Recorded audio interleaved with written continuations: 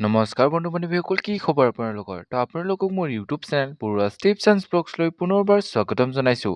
তো বন্ধু বান্ধৱীসকল, যিসকল বন্ধু বান্ধৱীয়ে আছাম পুলিচৰ আছাম কামাণ্ডোৰ নিউ ভেকেঞ্চিৰ বাবে ৱেইট কৰি আছিলে, তো তেওঁলোকৰ বাবে এটা বহুতেই ভাল খবৰ যে অতি সোনকালে আহিবলৈ গৈ আছে আছাম পুলিচৰ আছাম কামাণ্ডো বেটেলিয়ানৰ নতুন ভেকেঞ্চি। তো যিসকল বন্ধু বান্ধৱীয়ে আছাম পুলিচ বা আছাম কামাণ্ডো বেটেলিয়ানৰ নতুন ভেকেঞ্চিৰ বাবে ৱেইট কৰি আছিলে, তো তেওঁলোকৰ বাবে এটা বহুতেই ভাল খবৰ যে কিয়নো অতি সোনকালে আপোনালোকৰ বাবে আহিবলৈ গৈ আছে অসম আৰক্ষী আৰু অসম কামাণ্ডো বেটেলিয়ানৰ নতুন বহুতো ভেকেঞ্চি। তো কেতিয়া আহিব এই পদখিনি, কেতিয়াৰ পৰা ইয়াৰ নিযুক্তি প্ৰক্ৰিয়া আৰম্ভ হ'ব, তাৰ বিষয়ে CM ছাৰে কি ক'লে আপোনালোকে ভিডিঅ' ক্লিপটো চাই লওক। নিযুক্তিৰ প্ৰক্ৰিয়াটোত আমি অকণমান দেৰি কৰিছোঁ, এইটো কাৰণে যে আমি প্ৰথম ভেকেঞ্চিখিনি উলিয়াই ল'ব খুজিছোঁ। ছেকেণ্ড, আপোনালোকক কেইদিনমান পিছত মই ক'ম, প্ৰমোশ্যনবিলাক পেণ্ডিং হৈ আছে। প্ৰমোশ্যনবিলাক যদি নহয়, তলত ভেকেঞ্চি নহয়। আৰু কম পোষ্ট ওলালে ল'ৰা ছোৱালীবিলাকে য'তে যাওঁ তাতে কয় মামা পোষ্ট বঢ়াই দিয়ক, পোষ্ট বঢ়াই দিয়ক। সেইকাৰণে এই বছৰটো আমি এই বানপানী হোৱাৰ পিছতে খুব প্ৰমোশ্যনবিলাক কৰিব খুজিছোঁ অসম গভৰ্ণমেণ্টত। আপোনালোকে জানে কনিষ্টবলৰ পৰা যদি মানুহজন হাবিলদাৰ নহয়, কনিষ্টবলৰ পোষ্টটো খালী নহয়। সেইকাৰণে ডিচেম্বৰলৈকে আমি প্ৰমোশ্যনবিলাক চেছ কৰিব খুজিছোঁ। ধৰক এডুকেশ্যন ডিপাৰ্টমেণ্টত 1000 হেডমাষ্টাৰৰ পোষ্ট খালী আছে। যদি শিক্ষকজন হেডমাষ্টাৰ নহয়, শিক্ষকৰ পোষ্টটো খালী নহয়।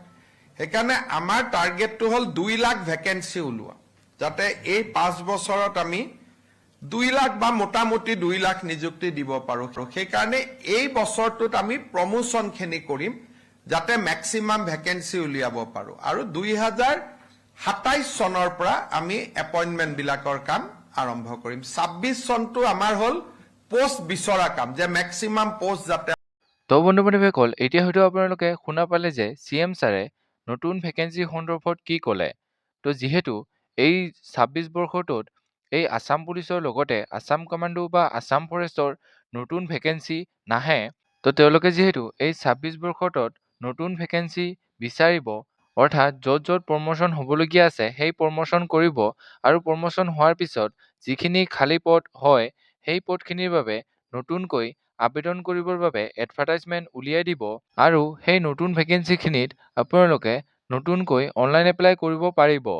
তো যিহেতু CM ছাৰে নতুনকৈ 2টা কামাণ্ডো বেটেলিয়ান খোলাৰ কথা কৈছিলে, তো এই ভেকেঞ্চিখিনিৰ লগতে হয়তো কামাণ্ডো বেটেলিয়ানৰো নতুন ভেকেঞ্চি আহিব পাৰে, আৰু এইটো আহিবই, কাৰণ যিহেতু এইবাৰ আছাম কামাণ্ডোৰ ফালৰ পৰা মাত্ৰ 3টাহে পষ্ট মুকলি কৰিছে, গতিকে এই কামাণ্ডো বেটেলিয়ানৰ পষ্টখিনি ইনক্ৰিজ হোৱাৰ সম্ভাৱনা বহুতেই বেছি।